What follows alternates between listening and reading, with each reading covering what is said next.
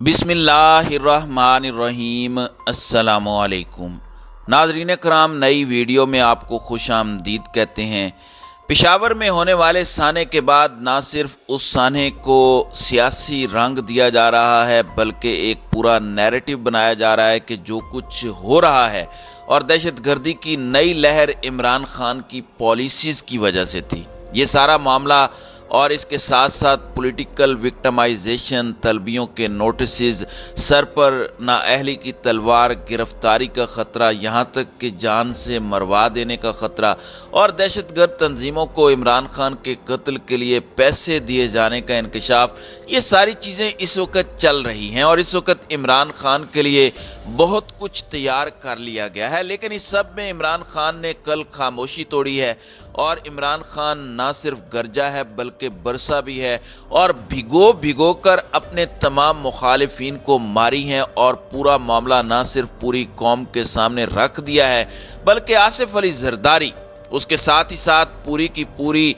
PDM हुकूमत, imported हुकूमत की तमाम जमातें और ताकतवरों के लिए भी तमाम तर उनके कॉन्सेप्ट क्लियर कर दिए हैं। वहीं दूसरी जानब कुछ बड़ी सियासी डेवलपमेंट्स भी हैं, पॉलिटिकल अपडेट्स हैं जो आपके सामने रखनी है।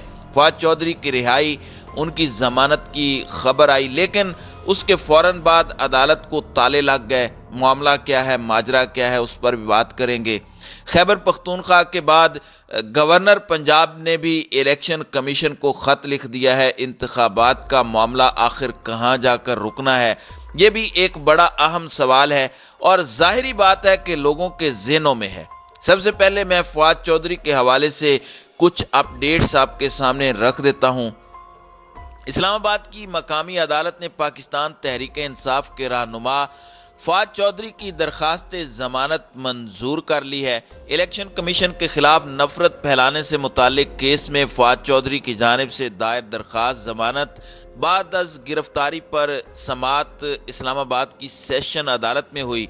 दौरान समात तफ्तीशी अफसर ने केस का रिकॉर्ड अदालत में पेश किया, जबकि फवाद चौधरी की जानिब से उनके वकील बाबर अवान अदालत में पेश हुए, जबकि इलेक्शन कमीशन की जानिब से वकील साद हसन पेश हुए। दौरान समात जज फैजान हसन हैदर गिलानी का फवाद चौधरी के वकील बाबर अवान से मुकालमा करते हुए कहना था, मुबारक हो, केस का रिकॉर्ड आ गया है। बाबर अवान ने अपने दलाइल में कहा कि secretary election commission Umar Hamid मुद्दई मुकदमा है, वो रिटायर्ड ब्यूरोक्रेट हैं। इलेक्शन कमीशन के सेक्रेटरी इनफरादी तौर पर खुद रियासत नहीं है। मेरा सवाल है, क्या इलेक्शन कमीशन हुकूमत है? इलेक्शन कमीशन रियासत नहीं। किसी को कहना कि तुम्हारे खिलाफ कार्रवाई करूंगा मतलब धमकी देना नहीं है। उनका कहना था बगावत की दफ़ा इनफरादी तौर पर कुछ नहीं, बगावत की दफ़ा को सियासी रंग दिया गया। लगाने को तो मुकदमे में कत्ल की दफ़ा भी लगा सकते हैं।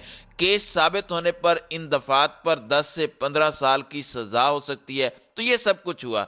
दौरान समात जज फैजान हैदर गिलानी ने रिमार्क्स दिए कि फवाद चौधरी ने मुकदमे के एक मखसूस हिस्से पर तनकीद की।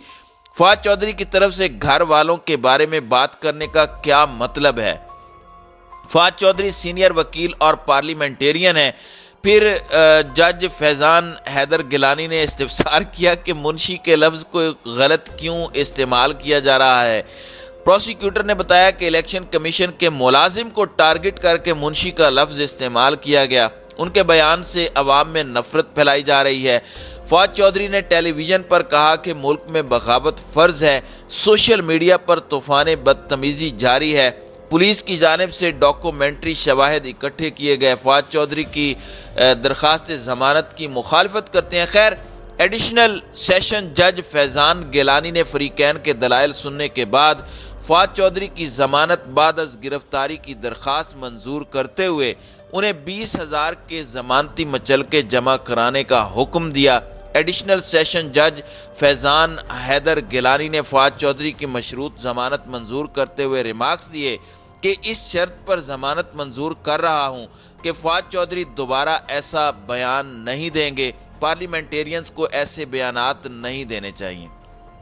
अब ये एक तरफ एक मामला چل رہا تھا، دوسری جانب یہ خبر آئی کہ سیشن جج طارق محمود خان کا جو عملہ ہے وہ تالے لگا کر چلا گیا ہے، اور فواد چودھری کی جو ضمانت کا سمن جاری ہونا تھا اس کو وہ جو ہے وہ نہیں جاری ہوا، اور نمبرز بھی بند کر دیے گئے، اور بالآخر بڑے انتظار کے بعد جو ہے یہ معاملہ جو ہے وہ طے پایا، اور اس کے بعد فواد چودھری کو جو ہے وہ رہا کیا گیا۔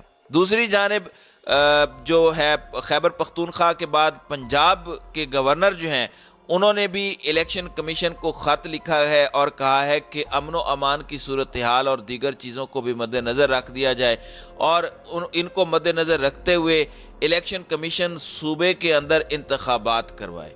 تو گورنر پنجاب بلیغ الرحمان نے صوبے میں انتخابات کے معاملے پر election commission, speaker Punjab assembly اور Pakistan Tehreek Insaf P T I کے سابق پارلیمانی لیڈر عثمان بزدار کو خط لکھا ہے۔ گورنر پنجاب نے اپنے خط میں الیکشن کی کوئی تاریخ نہیں دی۔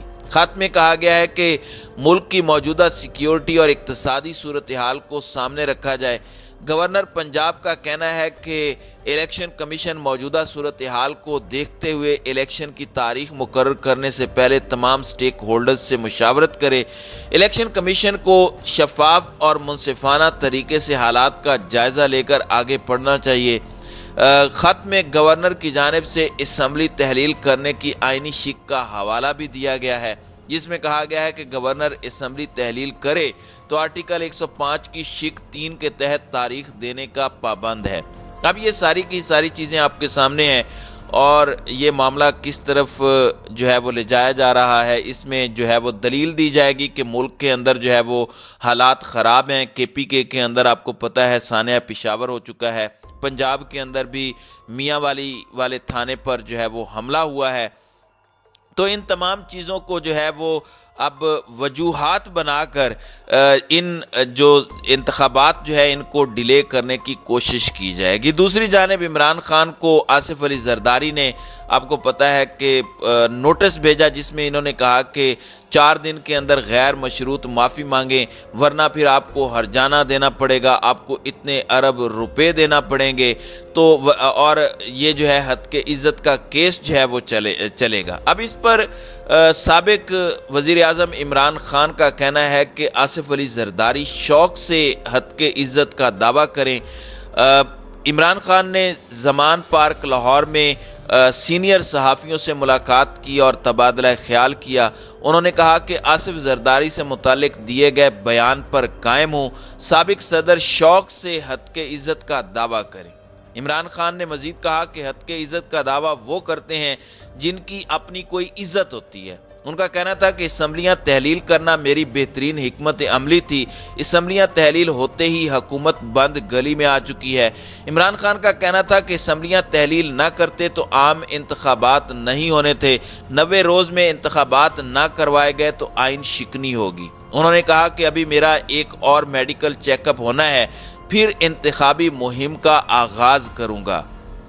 ایک جانب یہ سب کچھ ہو رہا ہے تو دوسری جانب میں آپ کو بتا رہا ہوں کہ دہشت گردی ہے اور یہ تمام تر چیزیں ہیں۔ اس میں شہباز شریف نے بڑی عجیب و غریب سٹیٹمنٹ دی ہے، اور شہباز شریف کی سمجھ نہیں آ رہی کہ یہ کس طرح کی باتیں کرتے ہیں۔ یہ کہتے ہیں کہ وزیر اعظم شہباز شریف نے وفاقی کابینہ کے اجلاس میں کسی کام لیے بغیر سوال کیے کہ دہشت گردوں کو کون واپس لایا اور کس نے کہا تھا یہ جہادی پاکستان کے دوست ہیں۔ وزیر اعظم شہباز شریف نے گزشتہ 10 سال میں وفاق کی جانب سے کے پی کو ملنے والی رقم کے استعمال پر سوالات اٹھائے۔ انہوں نے کہا کہ 417 ارب روپے خیبر پختونخوا کو ادا کیے گئے ہیں۔ 417 ارب روپے کہاں استعمال ہوئے؟ کہا جاتا ہے کہ ہمیں پیسے نہیں ملے، لیکن انہیں سالانہ 140 ارب روپے ملے۔ یہ پیسہ پولیس اور سیکیورٹی فورسز کے بہتری کے لیے استعمال ہونا تھا، لیکن پیسہ کہاں گیا خدا جانے۔ یعنی اس طرح کی بہت ساری باتیں جو ہیں وہ انہوں نے کی ہے۔ اب یہ کسی بھی طریقے سے اس تمام تر دہشت گردی کا ذمہ دار عمران خان کو ٹھہرانے پر تلے ہوئے ہیں اور اس سارے معاملے کو سیاسی رنگ دینے پر تلے ہوئے ہیں۔ اب عمران خان کا کہنا ہے کہ ملک میں دہشت گردی اور مہنگائی کا ذمہ دار میں نہیں ہوں۔ عمران خان نے لاہور میں کارکنوں سے بذریعہ ویڈیو لنک بھی خطاب کیا کہ میں ملک میں دہشت گردی اور مہنگائی کا ذمہ دار نہیں ہوں، آج میری حکومت ہے ہی نہیں تو میں ذمہ دار کیسے ہو سکتا ہوں؟ برے حالات کی ذمہ دار میری حکومت سے پہلے 30 سال سے اقتدار میں رہنے والوں پر ہے، میں حکومت میں ہوتا تو میں جواب دہ ہوتا۔ عمران خان نے کہا کہ پشاور حملے پر افسوس ہے، تفتیش سے پہلے گورنر نے الیکشن ملتوی کرنے کا خط کیسے لکھ دیا؟ پشاور حملے کو استعمال کر کے یہ الیکشن آگے بڑھانا چاہتے ہیں۔ انہوں نے کہا کہ افغانستان میں امن کے لیے طالبان سے مذاکرات کرانے میں سہولت کاری کی، امریکیوں کے انخلا پر افغانستان میں خانہ جنگی کا خطرہ تھا، افغانستان میں خانہ جنگی ہوتی تو پاکستان متاثر ہوتا۔ عمران خان نے کہا کہ جنرل باجوہ سے کوئی اختلافات نہیں تھے، ہم ایک پیج پر تھے جس کے باعث بہت سے اچھے کام ہوئے، لیکن توسیع ملنے کے بعد باجوہ نے کہا کہ احتساب سے پیچھے ہٹ جاؤ۔ باجوہ نے مخالفین کو NRO دینے کو کہا تو میں نے منع کر دیا۔ عمران خان نے کہا کہ باجوہ سے دوسرا اختلاف جنرل فیض کے مسئلے پر ہوا، افغان بے امنی کے اثرات کا خدشہ تھا، اس لیے فیض کو عہدے پر رکھنا چاہتا تھا، آج میری حکومت ہوتی تو میں جواب دہ ہوتا۔